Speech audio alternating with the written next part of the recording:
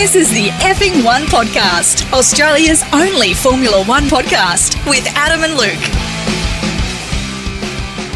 G'day and welcome to Effing One Podcast, Australia's only dedicated Formula One podcast, as we take a look at the Spanish GP in Barcelona.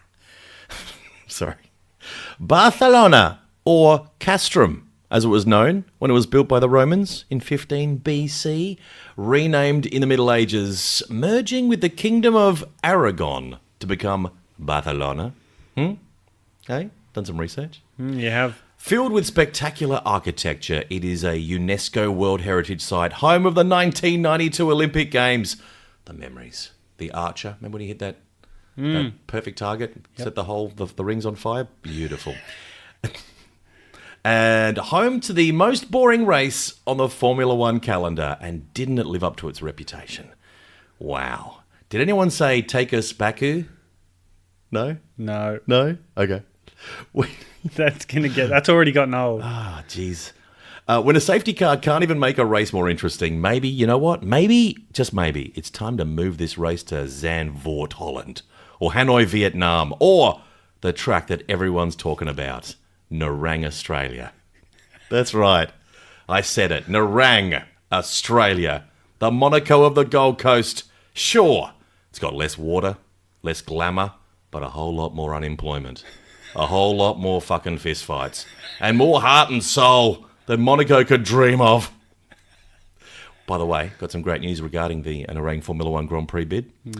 We're going to touch on that a little bit later on, but right now, it is time to loosen up the belt. It's time to jump in head first, pants down, into the Barcelona GP. Sorry, I just had some medication for my sore throat, and I think it's gone to my head. Luke! Hola, señor, ¿qué pasa? ¿Qué pasa contigo? Oh, g'day, mate. Yes, thanks, Adam. That's right. That's a fantastic intro. I've got nowhere to go from that.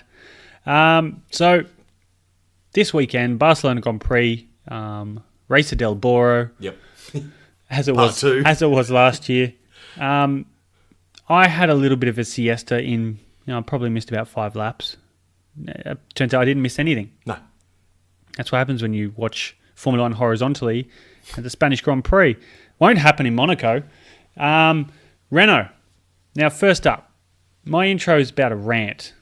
I haven't written anything down, but Renault, you've bought one of the top talents on the grid. Mr. Personality. To give them a piece of shit. Now, Daniel had a piece of shit at Red Bull because he was the second car of Red Bull. And there's always, as Pete said, producer Pete, that one of them is possessed. But Renault, you've spent $40-odd million on Daniel Ricciardo. No doubt he is a talent that is worth that kind of coin. But there is a question mark on Renault itself. Why spend that money on a top-flight driver when you don't have a top-flight car? Daniel wanted a change. That's all good and well. But you need to be able to give him and Hülkenberg a car that's going to see the race out and is going to be competitive. It's nowhere near the Haas. It's nowhere near Toro Rosso. It's nowhere near McLaren. You need to up your game. You're Renault. You are one of the biggest car manufacturers in the world. You've increased your budget. You're going backwards. You need to up your game. Or you're going to... I would even suggest have a pre-sign for Daniel Ricciardo. Last year, you should have pre-signed him, said, Daniel, we're going to improve our car. To prove it, we're going to pre-sign you. Stay another year at Red Bull, go to McLaren, whatever. If you want to change, but the year after, we've got you. Esteban gets a round with Hülkenberg, and we're going to improve the car so it's worthy of you. Because right now, that Renault is not worthy of the man that's driving it. Our man, Daniel Ricciardo. Mm-hmm. And yes, I'm biased. Yes, I'm one-sided, but Renault has really dropped the ball this year. And it's, for someone who's spending over $250 million to get this, in 1,200 employees, as Cyril said, that's a lot of people not doing a good job. So, pull your socks up, Renault. Yeah. Here. It's not good. Very disappointing. When you've got McLaren, who are performing that much better. It's embarrassing. Yep. It's embarrassing.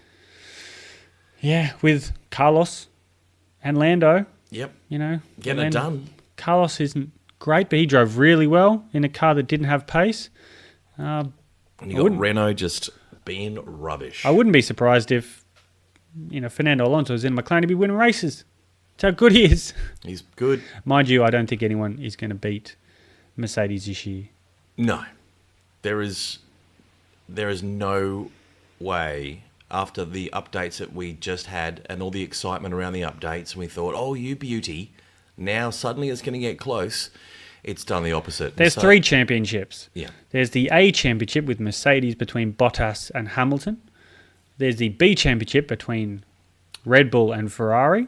And then there's the C championship, which is the rest. And let's be honest, the only exciting championship, is the C contest. That from 7th place right to the back to 20th is exciting stuff. Yep. Okay, maybe not 20th, maybe 18th. Williams, clearly not in it. But everyone else, it's exciting, and you're not seeing it on the coverage of Formula One. You can watch the entire race and just watch Lewis Hamilton lapping a Williams. Meanwhile, all the fun action of the overtaking and all the strategy is happening that you're not seeing. Maybe we could have like a B championship telecast where you can press a red button. Interactive. And then you go straight to a different set of commentators commentating the C championship. Love it. What it is now. Leave Crofty with just watching Ferrari. Yep, and he can get stiff over Lewis. Getting his nose right up Lewis. And we'll watch, and I think you'd find 99% of the population would be watching the C championship. Yep. I'm with you. We'll talk about that more in depth. Let's just quickly touch on what's happening in this podcast, Luke. Okay. Big podcast. Boom. Big. We've had some big ones. This is up there. Up there? Right up there. Wow. You're not talking up by any chance, are you? No. We're not raising the expectations too highly, I hope. We're going to wrap up, of course, Barcelona. We're going to catch up with, guess who? Sebastian Vettel. 4-time world champion, Sebastian Vettel. Got time for a little Aussie podcast. We're going to catch up with him. Not quite sure where he is, but we've got a Skype channel ready to go. Always nice to catch up with Sebastian. He does like you, Luke. He's a big fan of yours. I wouldn't be. And your work. Loves your Formula One work. Yep. And Dan Watch. Dan Watch. Dan Watch. It's kind of our version of Shark Week. It's like Cops. We're going to find out what the saviour of Formula One, Mr. Personality, has been up to this week. And also, we're going to feature Dude or Douchebag as we feature another driver. And we figure out with our computer formula that we've got, a mathematical formula that we punch into the computer here, and we figure out if they're a dude or a douchebag. It's science. It is. Purely based on science. Before we get into the race, Luke, the wrap-up, a good time to mention, as is tradition at F1 Podcast, we must wear the native outfit of the featured race. I know you've shown some resistance in the past. Always. Producer Pete likes to get us dressed up for the podcast. Always good to dress up for a podcast. It's always nice. It makes sense. Yeah, it makes me feel pretty. It does. And the fact that we're sitting at this wonderful card table in your beautiful furnished house. This estate. Yeah. We'll call it an estate. With a cup of tea on the esky. It's just... the esky, not in the esky. We like hot tea here. Yeah, it suits my get-up. It suits my outfit that producer Peter's picked for me today. So this is out of respect for the host country's customs and traditions. We have to get dressed up in the featured race. Of course, being Barcelona, Spain, you, Luke, are dressed as the Matador bullfighter from the Plaza del Toro. Ole! Looking good. Thank you. But I don't put a sword in the bull's back to kill it. I just, every time it goes past my cape, I just talk to it and go, "You're a fucking dickhead. You call that bulling? You're a bit of a cunt." You kill it slowly with put-downs. Oh, I just, like, it gets depressed. Then it just rolls over and falls asleep through boredom. Or you could have just had that bull sit down and watch the Barcelona Grand Prix. I wouldn't put it through that. That's just... That's inhumane. Peter would be on the phone in no time going, Get the RSPCA. you can't say that. You can't put a poor bull through that. No, I'm just going to taunt it until it submits and I can have it on its back and rub its chest. That's the plan. Yeah, we're not that cruel. We're not going to have you sit in front of the re-race. Not a Good Lord. chance. And yes. Poor bull, listen to Crofty's voice. Fucking hell. Oh, God, that would torment any animal. And I am wearing, oh, by the way, you're wearing the traje jota, which is the short jacket. What was that again? The traje jota. It's the short bullfighting jacket, which is very little, but it fits Producer Pete perfectly. See, I thought it was something that happened, like he put it through a hot wash and it shrunk, but it turns out that's actually the design. He tailored to himself. Pete tailored to his outfit, which was fine because it turns out that's the way it's supposed to look on you, like a mini jacket. And you've got the very high waistbanded pants, the white shirt, the matching sombrero de alanche, the wide brim hat, very nice. And I am wearing a more flowy, whimsical outfit. Very whimsical. As I always seem to get the ladies' outfits, which is fine. I'm totally cool with that. No problems. You're confident in your sexuality. I've got the legs for it, Luke. No, you don't. Oh, you're right. But somehow, with dark stockings, very forgiving. Oh, yes. With dark stockings, they look phenomenal. Oh, yeah, it's slimming, Luke. I've got the hooped dress called the Fatalingas, and it's and also the traditional mantilla. The mantilla are the long silk veil that women wear for modesty over their face. So feel free to check us out. The photos that we've taken of ourselves. Actually, so producer Pete took some photos. And that'll be on the FE1 Twitter and Instagram page. Now, talk us through the team wrap, Luke. Let's have a little look, team by team, driver by driver. Give us a quick little wrap of each driver's race and how they fared in Barcelona. We didn't see much on the telly. No, we didn't. Be honest with you. Formula One TV coverage focusing mostly on drivers that were overtaking and lapping Williams at the back and missing all the good stuff. But those blue flag overtakes were phenomenal. I mean, in terms of pulling over and letting someone pass, no one does it better than the Williams. Brilliant. Seamless. They're going so slow, it just makes it easier for them. Yeah. So we'll start at the back Good idea. This time, instead of going a bit sporadic like I was last week. So we'll start with Williams. Yep. Not much to say. Rubbish. They were last and second last in terms of classified, with Lando Norris and Lance Stroll having their little bingle. Is it true to say they weren't as bad? They didn't suck as bad as they have? It seemed like they found something, Williams. They were less shit. Slightly. Yeah. So before the safety car, they were 2 laps down. So that's good. And they get to unlap themselves, so they got 1 lap back. A lot of the cars were a lap down. Could have been 3 laps behind. Yeah. So Williams, Kubica got ahead of Russell at the start, made a good start, and then Russell was very happy with his overtaking move on Kubica, which no one saw. Because we were watching Lewis 8 seconds in We were front. watching, Doing a that. whole lot of nothing at the front. Just a couple of Mercedes. If you're within a second of a car in front of you, you're getting a lot of airtime. If not, you get nothing. Yeah. So there was a lot of focusing on Daniel Ricciardo and Carlos Sainz for a while. And when Daniel did make the pass, we didn't see it until after they watched a whole bunch of other shit, which was probably people pitting, which that was phenomenally interesting. Yeah. The highlights of seeing someone take wheels off and put them back on. But there was some really quick pit stops this week. George Russell made a good pass on Kubica apparently. Still haven't seen footage of it yet.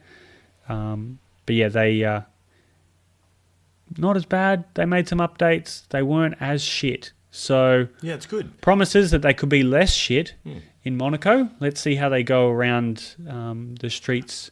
And Monte even Carlo. though their car is rubbish, that pit crew, talking about pit stops, correct me if I'm wrong, I think I saw some figures or read somewhere, Williams in the top 5 fastest pit stop. Both cars in the top 5 or 6 Yeah, for the weekend.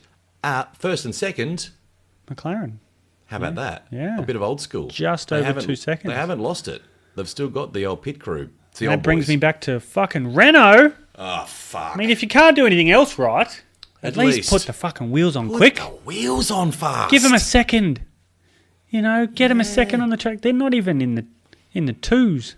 What the hell? Come on. Where are they spending their money? I want to know where it's going. Because they've got a big budget now. They must drink a lot of coffees. A lot of pastries. The French, That's not cheap. Yeah, those baguettes. They need to maybe go to Seo's and water like Williams in the motorhomes. Cut back on the food. There we go. Those if you get a point, Yeah. you get some food. Those croissants. Starve those motherfuckers. Those pain de chocolat croissants. They're expensive now. Fancy. Fancy. Yeah, that cocoa bean's not cheap. So Williams, shit. But less. Slightly less shit. Alfa Romeo. Antonio Giovinazzi and Kimi Raikkonen. Kimi Raikkonen finishing 14th. Antonio Giovinazzi finishing 16th. Giovinazzi, not great. The pizza delivery boy. That's his nickname, isn't it? Yep. Pizza delivery boy. He qualified 18th. Delivered some cold pizzas on the weekend. He qualified poorly. Yeah. But he had a grid penalty, I believe, because he started 18th behind Kubica, but there's no way in hell He anyone out-qualified No, Williams. there's no way. Yeah, so not much to say. Kimi Raikkonen got done by Daniel Kvyat around the outside, which we'll be talking about very shortly. Did we see that on the coverage? Did they We show? did. Crofty was, he thought it was Alexander Albon, and they were praising Alexander Albon. That's and, right. And then they realised, wait, what? Oh, no, that's Kvyat. It's just Kvyat. Let's not get too And excited. there was this long pause after, Yeah. You can tell, like, behind the driver's head, the A driver has a black camera pod above their head. If it's the other driver, it's a yellow pod. So Lewis has the black one, Valtteri has a yellow one, Max has a black one. Which is weird when teams don't, when they don't say they have a number 1 and 2 driver, yet the colours clearly tell you that they do. Yep, so Daniel has a black one. Lewis definitely has a black one because he's black. Sebastian Vettel also has a black one. So that's the way you can Well, tell. he'd like a black one. Yeah, he would, deep. A big, long... But we'll catch up with him soon. We can ask him those things later. Yeah, and I'm sure he's all for it.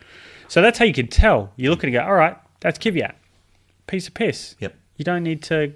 Is he got the black? Kvyat's got the black. Yes. He's number 1. He's the number 1. It may not be a number 1 or a number 2, but in terms of he's got experience, he's been there a while. He's and you could tell that's Kvyat, and Kvyat made really good moves throughout the race. Some we saw, some we didn't. But yeah, overall, I think the Alfa Romeo team can be disappointed. They've got quite an extended budget from Alfa now. I think it was an extra 50 million that they threw in for this season. But Giovinazzi and Kimi Raikkonen failed to score points, which was unfortunate. Next up, Racing Point. Disappointing. What's the point this weekend? Considering they were so good one driver was so good in Baku. Sergio was so good and then this week nowhere. Yeah, so when you look, Lando Norris took out Lance Stroll. He probably should have pulled out. I think it'll be a racing incident. I haven't heard if there's going to be any points or some... Any blame pointed in anyone's favour? I think Lando took the blame. Lance was quite quiet, probably still sulking. Guilty as charged. But Lance did bin it earlier in the weekend. Probably chucked away some good developmental front end that they put on the car earlier in the weekend. Again, side note, didn't get past Q3 as he hasn't done all season. 9 races, I think. It's his streak of not getting into Q2. Not a bad race during the race driving, but he's very good at the start. Can't qualify. Yeah. Yep. If he's not hitting Fernando Alonso, a bunch of other fellas. But yeah, Lando stuck it on the inside of Lance. Lance Stroll's race was over, which brought out the safety car. And poor Sergio, no points, nothing to come from it, in 15th place. What are they going to show for it? Nothing. They got a lot of money. Well, not so much Racing Point. They do now, thanks to Lance's dad. They started slowly. The car hasn't been developed, but they'll all that extra money that they've got this year, updates they'll get better. They will get better. Hopefully, almost like Renault as well. You would expect Renault and Racing Point to be big movers in that C championship. You would think. After Baku, I dare say that Racing Point thought that they would be doing much better because they did bring a pretty much a B-spec car for the Spanish Grand Prix, but it didn't really work out for them, and they come away from the weekend no points. Next up, Renault, and I've had a massive rant about Renault already. Yep. Daniel Ricciardo did qualify into Q3, pulled out a mega lap to get into Q3. Considering they were looking 15th, 16th the whole weekend during practice sessions. But after practice on Friday, Daniel said, we'll make a crack for Q3. And the journalist was talking like, really? Are you sure about that? He's like, yeah, I'm pretty sure I could do it. And he did. He nailed it, got into Q3, had his 3 place grid penalties, started from 13th. Made his way up, started to make some gains. But something happened in the pits. He overtook Sainz eventually. He did. Then he pitted. They put on hard tyres. Yeah. Which was, I think, a tactically ridiculous idea. I think that's the same thing they did with Charles Leclerc. Yep. And I think then Carlos got past him again. And then when the safety car came out, they pitted. And, yeah, he dropped back to 12th and 13th with Nico. Nico, not a great weekend. Didn't get out of Q1. Had a crash in start from the qualifying. He didn't start from the pits. He did. He did? Yeah. He started from pit lane. He had a few different spec things I think they had to put on the car. So you can change same for same if you crash in qualifying, if you damage anything. But if they don't have the same part, they will have to start from pit lane. Those guys Renault's got to get better and fast. Yeah. Unfortunately, Hulkenberg made a mistake in quali, took the front wing off, dragged it all the way back to the pits, changed it, got him out there again, but he didn't have the pace to get into Q2. He just missed out, and in front of him was his teammate anyway, so only one of them was going to go in. Who's feeling the pressure at Renault? I mean, where does it land? On whose shoulders would it be landing right now? Cyril? Alain? Prost? It'll be on Cyril. Cyril. Yeah. Yeah. I don't know who is sort of the chief. I know that it's a chief designer. I think it might be, I'll have to look that up. Yeah. I don't want to say someone's name and be wrong. No, it's good. But yeah, if it's not going to happen this year, they'll either make a change. They have to make a change either soon, because they're going to start in the next 2 months. They're going to start designing next year's car, and that's a pretty big thing. The interesting thing that Renault has this idea of, it's not this year we won't win any races. We might score a random podium. Next year, we're challenging for we'll wins. look for podiums and wins. Yeah. Then the year after, we're going to go for the championship. My problem with that idea is that the year they're going for the championship, it's a new series. It's a regulation change. A massive regulation change. Yeah. So to be able to predict that now, if it was on the same, if we had the same regulations, I'd get that kind of incremental improvement. But when it's a game changer, 2021. yeah, It could be anyone's. yeah, they've gone from the slimline, high rear wing, narrow Formula One cars of the 2016s to the Mercedes having a dominant wide car, and they're fine. But there was actually a speed race. I'm going to detract away from this winners and losers section now. There was a video on Instagram of Formula One where they had the qualifying lap from Bottas and the qualifying lap from Sebastian Vettel, and they had they had the car like an overlay of each car going side by side, and where each car was making the gains in each corner. So you'd see down the pit straight, the Ferrari's ahead. As soon as they go into a corner, bang, the Mercedes are well ahead. Into slow corners, the Mercedes just pulls away. And in that last sector, the Mercedes just took off in terms of the cornering. Sector 3. So coming to Monaco, slow corners, I don't like Ferrari's chances. I don't like Red Bull's chances. The Red Bull package that has traditionally always been aerodynamically so strong, so good in corners, Monaco was their bread and butter. And now, Mercedes has just got the complete package, hasn't it? They do, but if Max does a Max and does really well... And what, crashes into the wall at turn 3? After the swimming pool. If Max does what Max does well, and that's perform... Complain? He does complain very well. One of the best complainers in the pits. Good. He's very good. Not as good as Lewis if he's not winning. But Max Verstappen should win Monaco. That's my tip already. But I think purely because... I hope not. He's a tool bag. I hope Gasly wins it. Oh, wouldn't that be great? Yep, just to I turn hope up. Dan does. Suddenly the Renault turns up. This will show how good the Renault is aerodynamically, because we know how good Daniel is around Monaco. He should have won Monaco twice. Yeah. He is supreme around there. So it's a good chance for Renault if they give him a car that can turn left and right and finish the race. Anyway, off Renault, on to Scuderia Toro Rosso. Alex Albon and Daniel Kvyat. Daniel Kvyat drove a great race. He started on the grid. Good, really good. Yeah, but he started on the grid back in 9th, but then I think they made a mistake in the pits, or was that Albon in the pits? No, he started from 11th, I think, Kvyat. Did he not? No, starting grid, he was 9th. Oh, sorry. Yeah, he got promoted when Daniel got dropped back to 13th. Yep. I think. No, Daniel was 10th. Yes, Daniel was 10th. So Kvyat was 9th anyway. Yep. But he drove and made some really nice overtakes. Which we didn't see because Formula One TV producers in that control room are just watching Lewis. He did a phenomenal job. Started in 9th, finished in 9th. And Alexander Albon had a mistake in his pits. He came into pit lane. They did a Daniel Ricciardo in Monaco.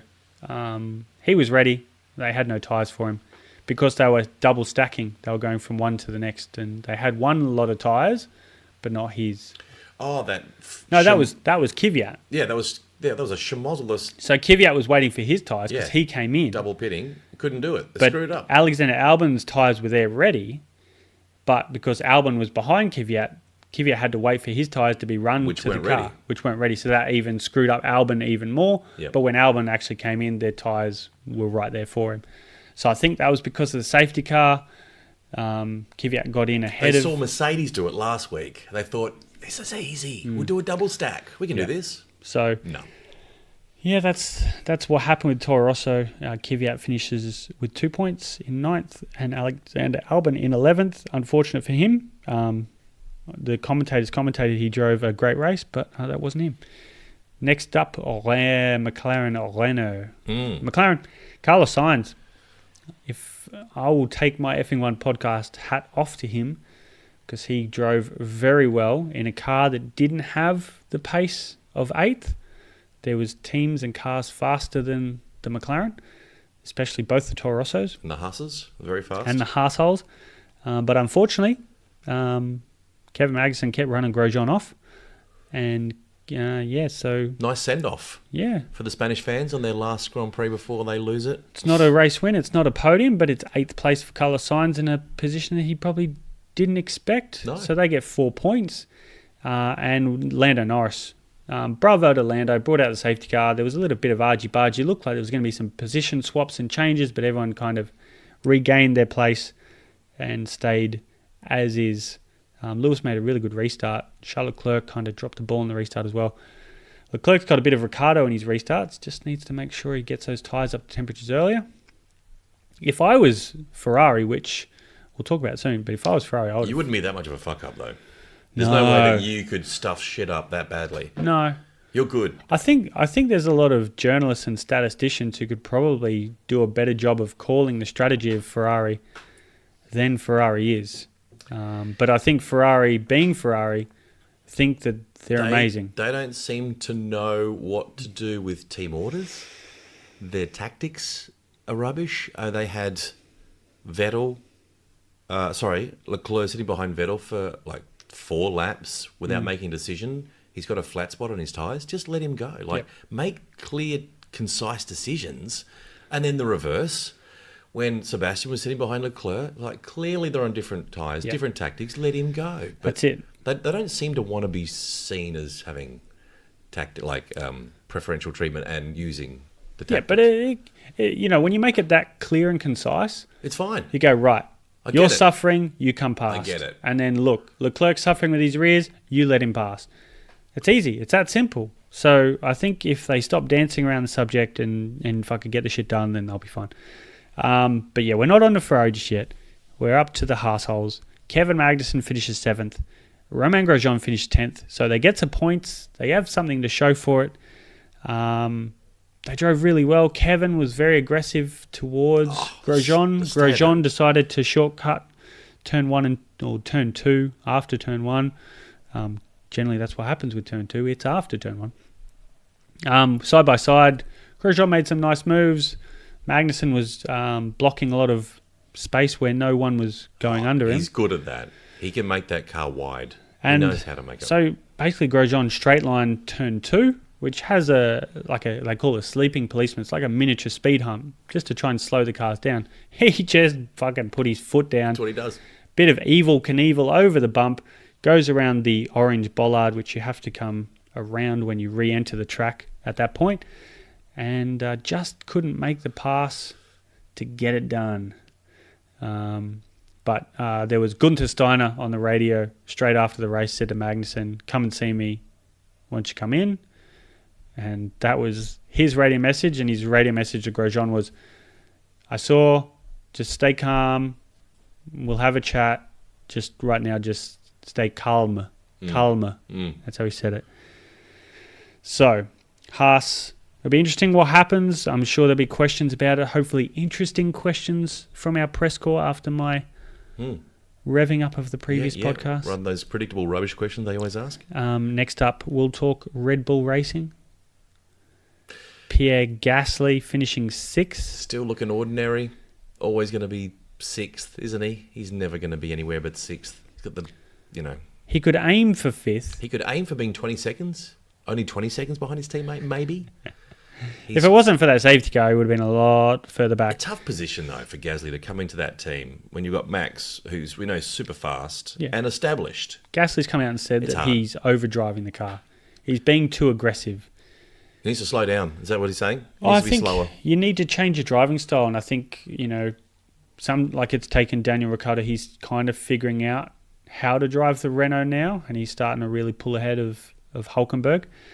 But, Gasly seems to be... I think he's now seeing that what he's doing wrong and what he can do to hopefully adapt his driving style to make it good for the upcoming races. And, man, if the Red Bull is going to be as good around Monaco as it has been over the years, even with a terrible engine, Honda's not a bad engine, but the Red Bull should still be good with the people that design their cars, that there could be a Red Bull 1-2, and could be Gasly.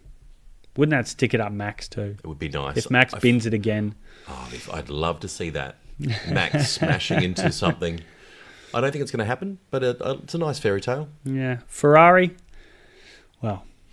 Enough said. Drop it a baller. Oh, my God. So Charles Leclerc was sitting in 3rd when the safety car came out. He was on the hard tyres. No doubt it would have been a slower tyre, but once he was having a bit of rear grip issues, but I would have left him in 3rd. I wouldn't have pitted him. Just make the car wide, get aggressive. You've given it, 5 or 6 laps under safety car to cool off and put it through a heat cycle. Get out there, have a crack, just get your elbows out. I feel sorry for him. At the worst case scenario, he slows down Max to let Sebastian have a crack. Yeah.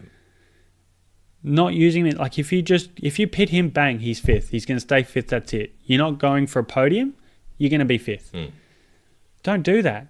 Take a risk. There's no harm in it. No. You know now, you and I and the rest of the world now know that Ferrari's not going to win the World Championship. That's correct.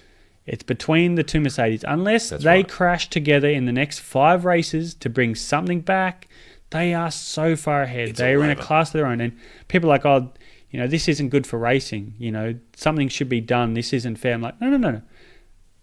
F1 gives you a set of rules. You need to make a car within these parameters.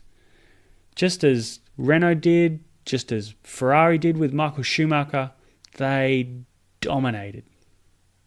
They worked within the rules to create a dominant machine. And that's what Mercedes is doing. You can't berate Mercedes for being really bloody good at what they've done. Yep. But it's so boring. Red Bull were dominant for 4 years with Sebastian Vettel. Yeah. Sure, Ferrari came close. McLaren came close in those years. You look at Schumacher in his 5 championships he had for Ferrari. Other teams came close, took wins off him. This has got to be the first season that I've seen where a team is so far in front. It's got to be like we've not seen any change in the top 5 positions in 5 races. I don't know if can you remember a year like that where it's been that dominant with three teams? Well, one team and then the other two. It's always been a mix-up. They're pretty exceptional. So I would have left Leclerc on the hards. Yeah. Don't pit him because you're consoling him to 5th. Yep. Best case scenario, he gets 3rd. Worst case scenario, he gets 5th. Gasly's not going to fucking overtake him. No. But even if he does, he ends up 6th. Magnussen's not going to touch him. You're in a Ferrari. It's hard to overtake, and he could help. Like if the tyres were that bad, he could help Vettel possibly take the position off Max. When you just chuck him behind, bang, it's done. Yep. You've consigned yourself and gone, it's all right. We're happy with 5th. Fuck that. Flip the script. Try something. You've got a safety car. You've got an opportunity. Before you didn't have anything. And they didn't do anything. They've lost their way. I think expectations were so high before the season started. They look so quick. And it's just the combination of they've dropped the ball. They don't understand their car. And Mercedes is just a well-oiled fucking machine. They're a machine. They are. And what seems to be the thing with Mercedes is they are meticulous. Everything they put on the car is working. It always improves it. So, and that brings us to Mercedes. And 1 and 2 again. Yeah. Dominant. Bottas's qualifying lap, perfect. Millimetre perfect. That guy was phenomenal in that lap.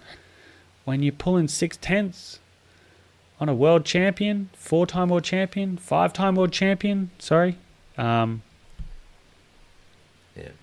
That's a big gap. It's so strong. But something has to be done. A 15.406. Crazy. To Lewis Hamilton's 16.040. That's a thumping to someone who I think he holds the world record for pole positions, Lewis Hamilton. He's overtaken Michael Schumacher and Senna. That's phenomenal.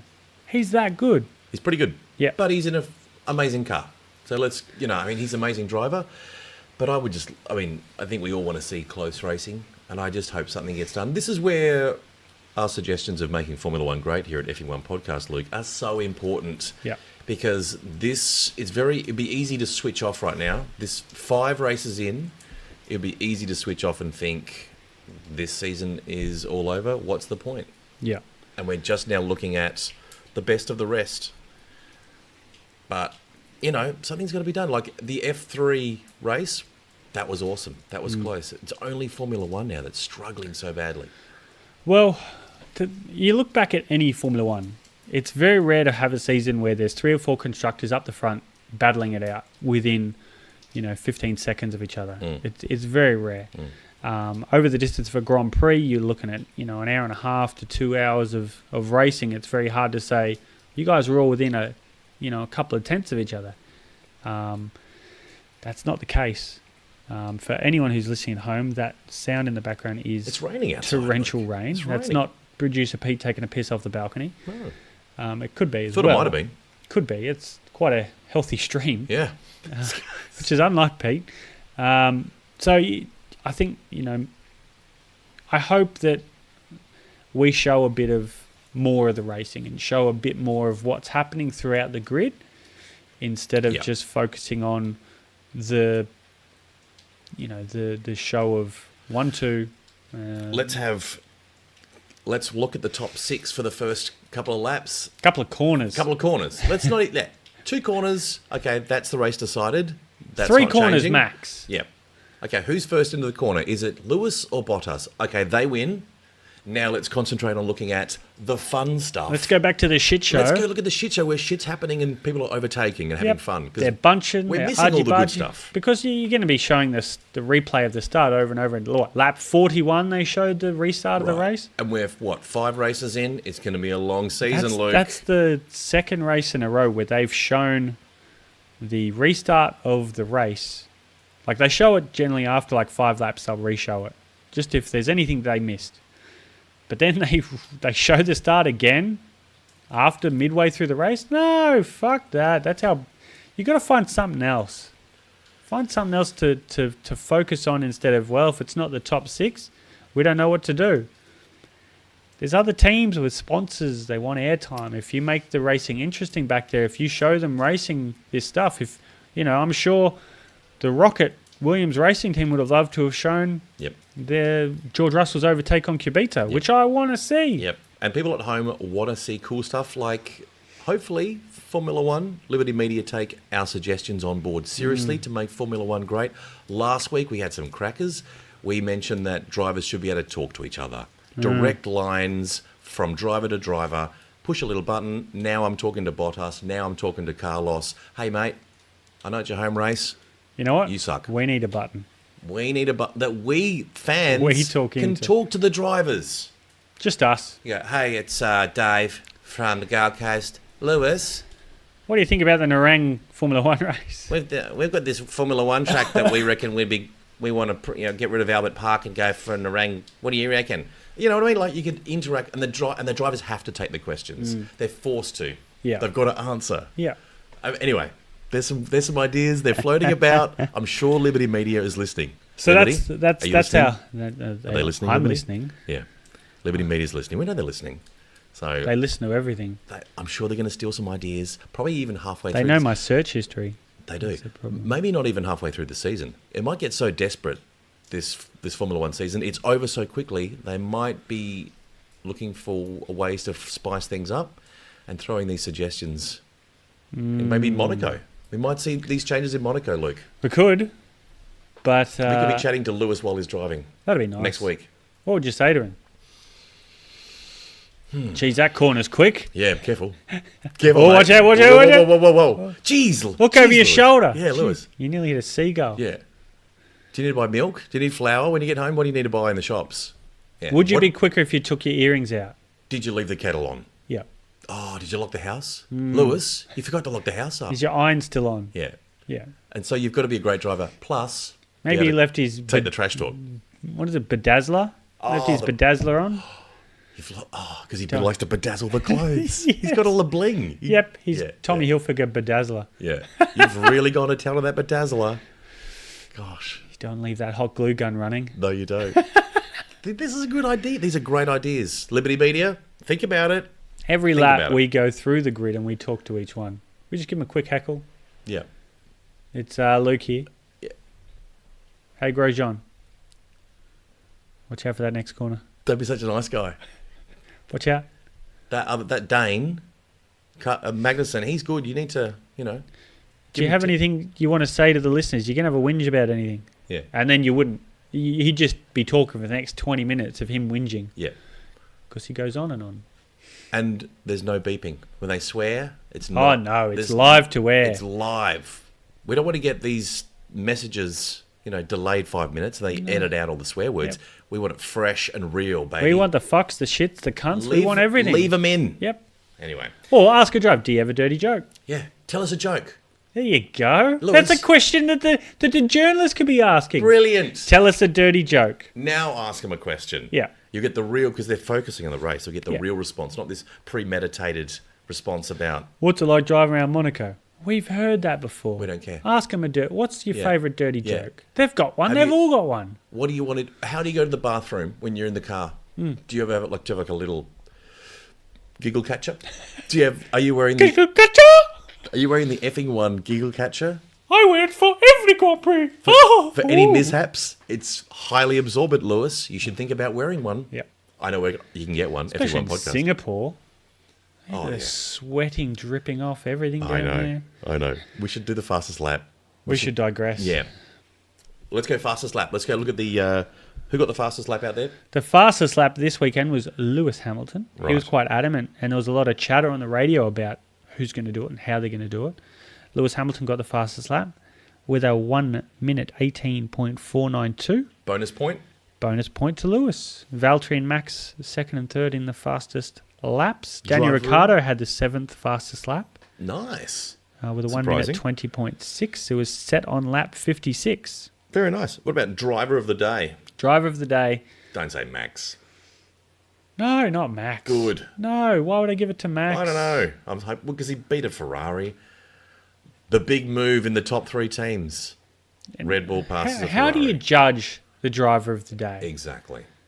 Is it, George Russell? Which we couldn't see because the coverage wouldn't show You'll anything. never see it. They don't You show won't anything. see his brilliance of overtaking a driver. Is it Lewis because he had a good start? Because that's what his race. His race was down in the first few hundred meters. If I don't get this, Sebastian had a really good start. I thought he was going to make a move around the He outside. did. Locked up. What a shame. Valtteri was kind of pinched. Yep. He was between a rock and a hard place. Yep.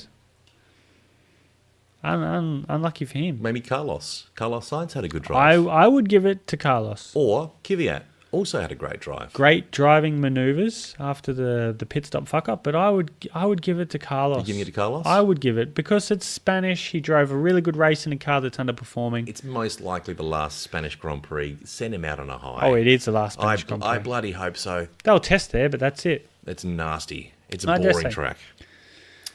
Championship points breakdown. Championship points have a little breakdown. look at that. Let's have a look. We'll have a look at Lewis. Lewis is ahead on 112. He's got a solid 7-point gap to Valtteri Bottas. Max Verstappen in third. 66. Sebastian Vettel 64. Charles Leclerc 57. So there's your A championship in the 100 points. Then your Max, Seb, Charles Leclerc in the 66 to 57 points. Yep. So that's your B championship. And then the C championship, well, it's all to play for. Oh, Pierre it's up- Gasly, fun enough, is part of it. 21, 14 for Magnussen, 13 for Perez, 13 for Kimi Raikkonen, Lando Norris 12, Sainz and 10. The rest, they don't fucking matter. So Pierre Gasly in clearly the third He's the fastest lead car. He's the lead in the He's C championship. just leading the C championship. Yep, that could Congratulations, change, Pierre Gasly. It's probably that minder, his minder, holding it back. If it wasn't for him, Oh, God. Who's leading the turd championship? Luke, the producer Pete, pickled turd that has been spray painted with gold, delicately placed on some whittled oak, and is assigned to the reverse, the worst driver so far in the season. So after Spain, Lando Norris and Lance Stroll, Robert Kubica got the podium for the Turd Championship for the Spanish Grand Prix. Yep. Congratulations, gentlemen. And the Turd Championship takes a negative view of the actual championship, as we know. Yes. So if you're last, you get a negative 25 points. Just like if you win a race, you get positive 25 points into the championship. But with the Turd Championship, we're going to give it to the shittest driver. Yep. So Kubica has taken the lead of the Turd Championship well over done. Carlos Sainz, because Sainz actually got some points, so he didn't get any negative points this weekend. So Kubica is on negative 59 points. He was really on the nose this week in the turd championship. It is, and he's done, he came... And that's actually, people are enjoying this more than the real Oh, it's a great championship. fight. There's a solid fight, but like Kubica's on 59. Ricardo, negative 57. Yeah. Second in the championship. It's so close. Grosjean, 56. Only a point. There's 3 points between the top three. That's what we want. The turd championship is taking over from the world championship. Yep. We need to get more people behind this. We need to get a sponsor for the Turd For the Championship. turd championship. Maybe the VI Poo. There we go. The blue loo, some sort of Blue Lou, plumbing- Toilet Duck, Toilet duck. Yep. A plumber. Craig's Plumbing. If you're Craig and you've got Craig's Plumbing on your van, please feel free to sponsor the Turd Championship. That's it. There it is over there, sitting on the mantle. Oh. It's just beautiful. It's a peat turd, pickled, spray painted in gold. And the winner of that is going to be so pleased. So happy to with see that. our faces knocking on their door to deliver this thing. In a brown paper bag lit on fire. So George Russell, so he's on 48 points. Sainz is on negative 49 points.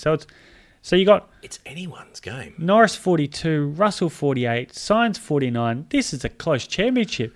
Grosjean 56, Ricardo second in 57, and Kubica on negative 59. I wonder if we'd see... And welcome to the Turd Championship, Kimi Raikkonen. Well He's got done. negative 6 points. Kimmy, welcome aboard. I Yeah. wonder if we'll see at the end of the season, the last couple of races, people deliberately trying to crash just so they can... Yeah, I mean, you're already out of the world champ. You're clearly not going to win. I would like to win the Turd Championship. I'm Kubica. I'm Why just going not? to accidentally run into a wall. It's possible. They might deliberately start doing bad driving. Yeah, you might get him some more Pasta Maldonado awards. Brilliant. Speaking of which, we need to hand out the highly treasured, highly respected F1 Podcast Awards, Respected Luke. still. Very highly respected in the Formula One community. Crofty's a big fan. A lot of Toto, very big fan of these awards. He's listening right now. First award is the Green Award, Luke, for the smallest carbon footprint. Very big award, especially, trying to save the planet. Who wins there was this week? only 2 people that really DNF'd from this race. And I'm going to give it to the man who caused both of the DNFs. So I'm giving it to Lando Norris. Gets this week's Green Award for the Spanish Grand Prix for him driving Lance Stroll into the wall, ending both their races, reducing the fuel. Sure, they broke a few bits as well. But in terms of their fuel consumption, they're saving the planet. Well done, Lando. Thinking forward, thinking green, thinking how can I sort of get out of this race and save the planet. With my head held high. He walks away going, sorry, guys, but I just needed to do it. You missed that bit of the radio conversation. He's like, sorry, guys, I can't get back to the pits. Yep. And he's gone, but it's all right. I've saved the planet. Correct. A couple of solar panels have been Yep. Just replaced because of me. Yep. Extra. Brilliant. Yep. You can use that fuel for a later date. Perfect. Yep. It's Like when you decide to take the bike to work instead of taking your car, you save some fuel. Carbon credits. You're getting the Green Award. Yep, you've saved up some carbon credits to use later on. Oh, yes. I like that. Time for the... You ever gone into Maya? You go to a shopping centre trying to get those carbon credits? Doesn't work. No, doesn't. I've never found it works. They laughed at me. The award for celebrating the biggest waste of time. Yuji Ide, who wasted everyone's time out there, besides the Formula One television coverage. Besides Williams. Besides Toro Rosso. You could still give it to Williams. I could. And we were going to call this the Williams Award. That's but true. in terms of, money, Oh how much you're putting into it, dear. and how much you're not getting much out of it, I know where you're going with this. do you? Renault. You baguette motherfuckers. Yep. You need to lift your game, boys, or you're going to get another Yuji Ide Award. So, Renault, for the amount of money you put into your team and the amount of workforce you have in your team, and coming away with nada. Not good. Not good. Good, Renault. What about the F1 Podcast Award, Luke? Making Formula One great. Who did that on the weekend? Well, who made F1 great again? So, Kvyat, Sainz, they did a really good job. There wasn't much else. Valtteri Bottas qualifying lap. That was a good qualifying lap. Yep. Who would you give it to? I'm going to give it to the F1 Podcast. Oh, we did it again! Can we have it 2 weeks in a row? We can have it every fucking Can week. we? Yep. Because it seems like the only good idea is to make this sport, improve. Coming from these two noggins. Coming from this mildly amusing podcast. It does seem that way. But no, I don't want to preempt anything. I just think, what do you think? Who are you awarding that? It's your prize to award to. You know what? I can't go past your flawless logic. Thank you. Well done to us. Congratulations, F1 Podcast. Give yourself a pat on for the back. making Formula One great. Yeah. It is named after us. It we is. should get it at some point. It is. And for a race that was that dull, it's us. It's definitely us. Yeah. The Pastor Maldonado Award for dangerous driving. Oh, there was a lot of stupid driving. Magnussen did a lot of stupid driving. Lance Stroll crashed on his own. Always stupid. Decided to drive off the entry for turn 9 and then crashed. Grosjean flying over curbs. Hulkenberg for crashing in qualifying turn 4. I think it was turn 4. But I'm going to give it to Lando Norris. Lando. For doing the old, just getting on the inside, giving Lance Stroll a bit of a punt into the wall. He gets a green award and 2 awards. he gets the Pastor Maldonado award. Bravo. Well done, Lando. Nice. You've got 2 hands, mate. Now you got 2 awards. On fire. Talented driver. Very talented. He's a good little geezer. The Lickett and Sendit Award for the best overtaking move. Didn't see much, of course, with the Formula One coverage. So we haven't seen George Russell's, and he was pretty chuffed with his move. So I haven't seen it. But what I have seen was the move that Kvyat put around the outside of Kimi Raikkonen, or as Crofty would say, Alexander Albon, a.k.a. Daniel Kvyat, for the move he made around the outside of turn 4. That was a beautiful move. He just stuck it out there. He's like, no, I'm staying here right now. Anytime you take someone on the outside, impressive. Yeah. Beautiful move. Well done. Well done, Kvyat. Great job. I think that's all the awards. That's the awards. They're all handed out. We are free from awards. Congratulations. Tipping predictions. This is where you and I have an ongoing head-to-head. We tip the driver from each team whom we think will win. It's an inter-team competition. I'm leading 6 points, I think. By 6 points, you are. And what happened this week? Right now, you are still 6 points ahead. There you go. We had 4 points of conjecture. You went with Vettel. I went with Leclerc. Vettel did him on quali and the race, so you get 2 points. Yep. Carlos and Lando. Lando outqualified Carlos. Carlos outraced Lando, so we both get a point. Wipes each other out, doesn't matter. Grosjean and Magnussen. One outqualified the other, one outraced the other, so they each get a point. The other point of conjecture was Toro Rosso. I went with Kvyat. You went with Albon. Kvyat, which, in Crofty's eyes is Alexander Albert. Mm-hmm. We should call him Alexander Albert. Oh, nice. Daniel Kvyat outqualified and outraced Albon. So he gets 2 points. So your 2 points you got on Vettel and my 2 points on Kvyat wipe each other out. You stay 6 points ahead and everyone doesn't give a shit. Bravo. I think you've got some Bottas news. Bottas. Some Bottas news. A change of name? So, is that what you're thinking? I think with, as... What's his name currently? You go to a Formula One race, you have evolutions of cars. They bring new updates. This is what we do in the podcast. We're bringing in new updates. There's an update for you. It's evolving. It's constantly evolving. Constantly evolving. We're rotating, we're shifting, we're bringing it back. And we've got a new nickname for Valtteri Bottas. He's not fuck you Bottas as he was at the Australian Grand Prix. No. Wasn't he the bearded Bottas for a time? The bearded Bottas. Yep. Then he became fuck you Bottas after his radio message at the end of the Australian Grand Prix. To whom it may concern, fuck you. Very well said. I would like to hear more of that. I would like him to elaborate more on that. I want him to pinpoint someone and go, hey, you, Adam from the F1 podcast, fuck you. That would be great. Good for us. Good shout out. Yeah, that's what we need. We could do with a couple of shout outs. I'm happy for everyone to slag us off and just tell us to fuck off. Please do. Because it's just going to get our name out there. Feel free. Yeah. Any drivers listening, any team personnel listening, just tell us to fuck off. Yeah. And we won't. Perfect. Yeah, so the new nickname for Valtteri Bottas, which came from your beautiful head. I think it just rolled out, just slipped out for no particular reason. And what did you call it? I can't even remember now. The finisher. The finisher. Because we've got the flying... It makes sense. The flying Finn was Mika Hakkinen. Yep. The other Finn was Valtteri Bottas. Correct. But he's evolved into this... This Viking-esque, from Finland, like the real Vikings, the one that's up in the bloody cold north of Finland. Not the one sleeping on a sofa eating Doritos. No, Marcus Ericsson. The ones that used to do stuff. Yeah. No. Used to rape, pillage and plunder. He's a proper... We've got a real... We've got a what? A plunderer. He's a real plunderer. He's a proper plunderer. He's a proper plunderer. He sure is. Finally, we've got a Viking that actually knows how to break shit. He's a proper Viking. Finally. The finisher, because he is actually finishing races. Yeah. Sure, he can't overtake. We're not going to. He's never going to be called the overtaker.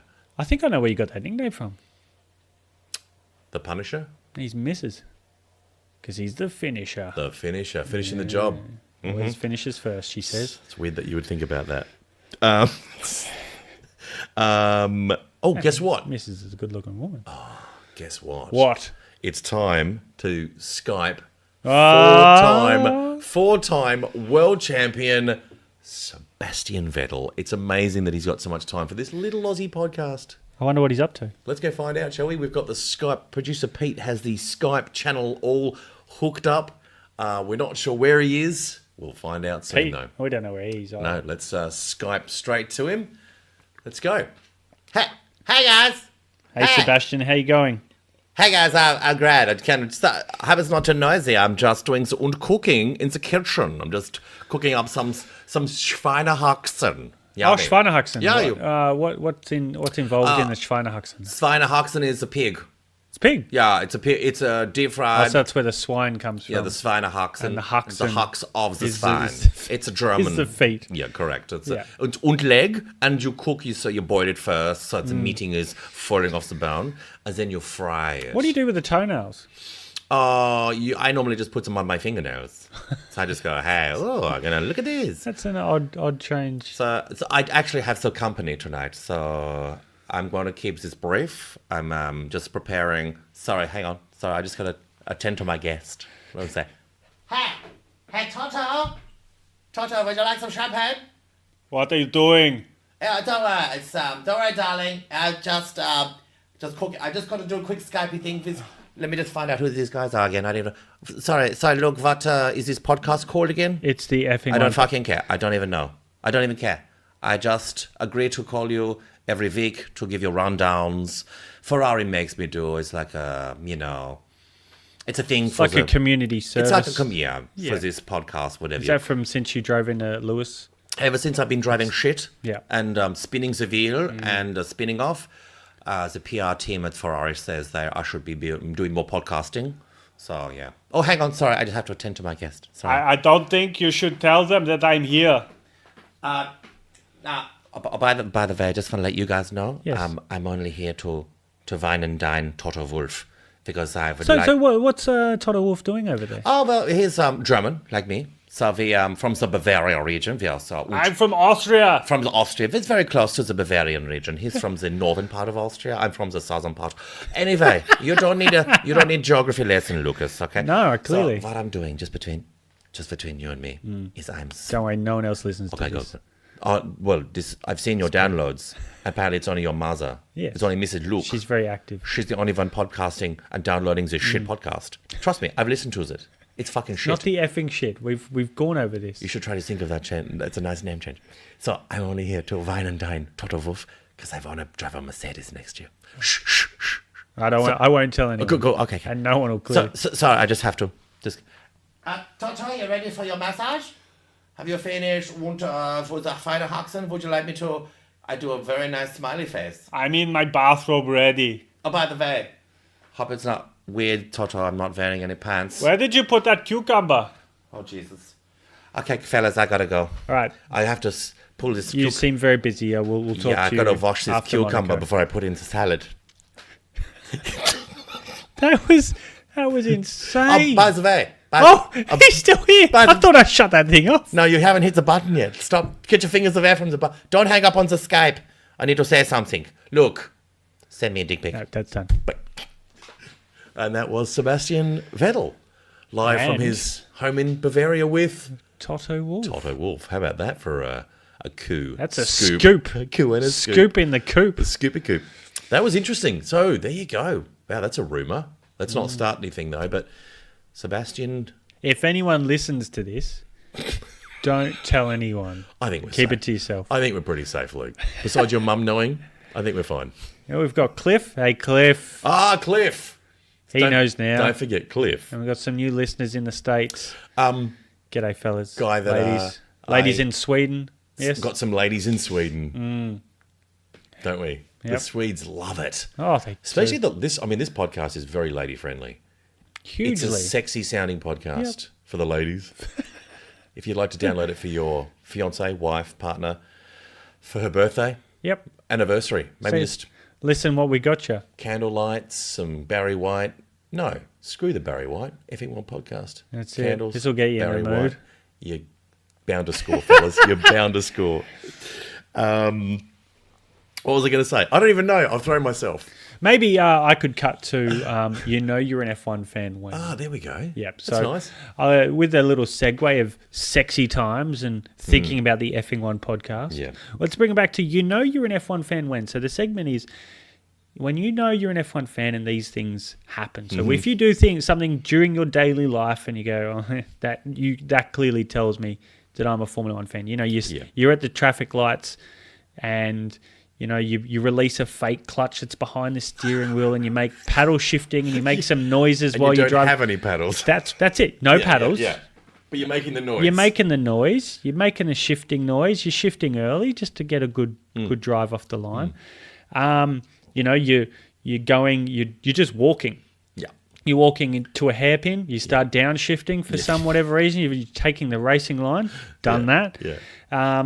The champagne. So when you're at the end of your coital embrace with a lovely Swedish- man or woman, Swedish lady. or even yourself. Why I not? didn't even put that out there. Hey. Your brother is very good at this, just pleasing himself. Yeah. And just as he gets to the point of climax, the champagne. So You paint such a lovely picture. I do. I'm sorry for any women who've had to put up with someone who's just recently gone to put up champagne. Or to put up the last 5 minutes of this podcast. Yeah. So this week's you're an F1 fan is we're talking sexy time. Yeah, so sexy time. We'll bring the sexy voice. Let's bring it back. Let's bring the sexy Sexy voice time. into it. So when you're getting a bit amorous and you're in the bedroom, Sure. but you've got the light on, your missus doesn't like. This is an light interesting on. window into your Yeah. to your no, mind. this isn't. This isn't in trying to mind. No. I just thought I was like, so when things are getting, touchy feeling, you're in the mood, and but your missus likes the light off because you're a hideous monster. I can't even look at you in the eyes right now. You're a hideous monster. Yes. And she doesn't want to see your face as you're on top of her, pumping away. So Just from the side. she goes, "Can you go switch the light off?" Yeah. So you go over there, and being an F1 fan course. is, you go to the light switch, you go, and it's lights out, and away we go. So romantic. Oh, you're a romantic So at heart, Luke. You really That's are. when you know you're an F1 fan. Yeah. You're about to go. Well, I think we'd all like to say we hope, Luke, that's something that you'll be experiencing sometime very soon in the future. It'll be myself. It's It's lights out, and away I go. Hand pump after hand pump after hand pump. More good news. Oh, More good news. just because that wasn't good enough. If that didn't get your eyes watering, this certainly will. The Nerang Formula One bid, Luke. Ooh, it's getting traction. It's moving in the right direction. I'm going to be honest with you, mate. Nerang, also known as the Monaco of the Gold Coast, a little bit less water. A little bit less water. Well, there is the Hinds Dam. The Hollywood Hills of Hinterland Park. Yeah, the Hinds Dam is waterish. It is. We've actually submitted. This is the latest. So Luke came up with a brilliant idea to suggest to Liberty Media a way of spicing up Formula One is a new. Okay, we're talking about a new track in Holland and also in Hanoi, Vietnam. What about Nerang on the Gold Coast? Yeah. Maybe Albert Park. We give it a little rest. So you think about, if you're clearly not Gold Coast locals, you look at shitholes around the world. Oh yeah. So Nerang's right up there. Nerang is one of the finest shitholes. Yeah. In the shithole Vista. Yeah. And in terms of the Gold Coast, it's probably the most shittiest, holiest place that you would find. Ironically, fantastic streets. Great for a Formula race track. Wonderful Yeah. street circuit. We've actually submitted the proposed plans, haven't we, Luke? We're very proud. We have. The plans for the street circuit with the Nerang City Council. Yep. Producer Pete had his crayons out. He did. We spoke to June at reception. She was very friendly, very receptive. Loved the idea of having a Nerang Formula One. She doesn't know what race. Formula One is. Has no idea. But- She did say it sounded a bit noisy. She's enthusiastic. It sounds a bit noisy. I did tell her that it's not the V8s or V10s. No. It's more of a V6 turbo hybrid. And I she think just lost. I think she drifted off. She fell asleep at that point. And well, the good thing about Nerang is the biggest industry. I mean, sure, it's not Monaco. It's the Gold Coast Monaco. It doesn't have the glitz and the glamour, but it does have a lot of unemployment. I've got shits with hammer. It's a lot of shit for them.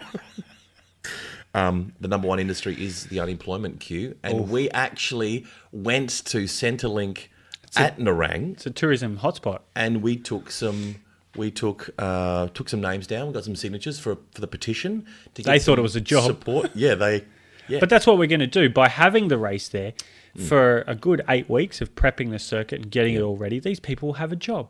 Yep. And the feedback. They'll probably nick something at the end of the job, but that's going to happen. Yeah. I mean, they were very receptive at the Nerang unemployment office. In fact, we did get offered a lot of drugs. We had a guy called Gus. Gus, He friendly. had a few teeth missing. When he smiled, it looks like his tongue was in jail. Yep. That's the kind of people you'll find from Nerang. But, you know, they're going to stick through. They're going to be with Formula One, you know, till the day. They are rock solid Formula One fans. And we've walked the circuit, Luke. We had the little, was it the trachometer? The little, is that what that thing is? The little roundy thing that gives you a distance? Yeah, so it's like a meter thing that clicks over. Yeah. So as you walk the track, we're going to figure out the meterage of it. Yep. Unfortunately, halfway through the track, we lost count.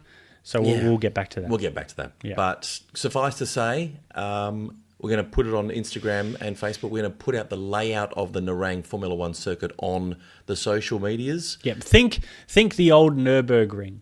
Think the old Austria Ring. Yes. Think about this long undulating track throughout the hills, the valleys, Very picturesque. and the crack houses. Yeah, few crack houses. Don't worry too much about the crime and the burning of stuff. You've heard the Green Mile. This will be the Meth Mile. Yeah, but you know things are moving very smoothly, Luke. We are quietly confident. So please check it out on the Instagram. Very much so. And this is step by step. I mean, bringing a Formula One race, it's going to take time. We need a lot of support, but that's what we're getting. We're getting signatures. Got the track set up. What's the signature count out now? I think we're at 5. Really? Yeah, we had there was a lot of support. I thought we had more, but they were drunk and they didn't sign their name properly. You know when they were. Oh, they all signed with the X. Yeah. That's a problem. Yep, but that's fine.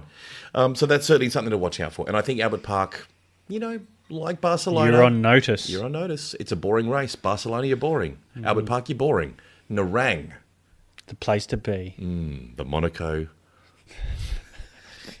of the Gold Coast. It's more like where was that Korean race? Yeah, more in the middle of nowhere. Yeah. Yeah. So great news. More as we go along and find out more progress. There'll be updates to the Nerang Grand Prix every podcast. And we will be driving the circuit, and we're gonna do a video Yep. of the track Yep. and Record where the audio. pit complex will be. I think it's near where the McDonald's and KFC. Yeah, there's Macca's, KFC, and Hungry Jack's. For those of you who don't know Hungry Jack's, it's Yeah. Burger King. That's what we call it in Queensland Yep. because we couldn't write Burger King for some reason. Yep. I think we're going to use each takeaway outlet as the pit The garage. drive-through will be the garage. will be the Macca's, and Yep. you can actually order. a hot apple pie. While you're getting your tyres changed, Yeah. which I think is nice as well. Yeah. It's good for the drivers. They can probably get peckish. Yeah. When you're Hamilton, you're that far in front. Imagine if you got your hot apple pie, have you come out and you realise you bite into it and it's still Fucking cold. hot. Oh, it's cold. And then you got to reverse and get the cold. And the next lap you'll cut back in like, no, Yeah. what the fuck is this? Yeah, what is this? Yeah. I ordered. Just throw your hot apple Yeah. pie, kill someone because of the density of that thing. Yeah. Heavy, like a brick. Before we go, Luke, we have to say Luke's mum. Thanks, Mum. Your mother, Luke's mum, what a lovely spread. She's put on a little paella, some tapas, Churros. Churros. Yeah, that's the one that you Different did, to the straight churro- donut. Not chorizo. I get confused. That's Not the chorizo, sausage. yes. Churros is it's like Straight donut. it's a donut. Deep It's fried, long, straight doughy. donut. Yep. Delicious. Yeah, and you can Really actually dip this one Oh. in the paella. Oh, yum. Yeah. How is Luke's mum? Your mum? She's doing well. Is she? Yep, she rode a camel today. Did she? Where is she? She's in Broome. In Broome. In the northern coast of Western Australia. Very exotic. I thought you were going to say Egypt. No. No. Not Mrs. at all. Luke doesn't travel. Not that Doesn't far. travel well. Yeah, only by camel. Yeah. If she's going to go anywhere, Always by camel. it's always. Didn't you have a camel in the previous Transport. podcast? Was Toto the camel? Yeah. And I had Crofty, or you had Crofty? I think you're right. Yeah. That was a long time That's a ago. good time. Good podcast, that one. Oh, it's a great one. We should listen back to some of our podcasts. Well, we shouldn't. No, maybe not. So, hey, look, thanks. Thanks, Luke. It's been fun. You can always get hold of some comments. Tell us what you like, what you don't like on F1 Podcast, on all the social media, Twitter, Instagram. The next race is what? Monaco. Monaco, yes. Oh, nice. It's gonna be fun. Thursday, it'll start up. Bravo. We'll have our podcast before then. Don't you worry about that. Do an early one. Yep. Okay. Luke. Bye-bye. Bye-bye.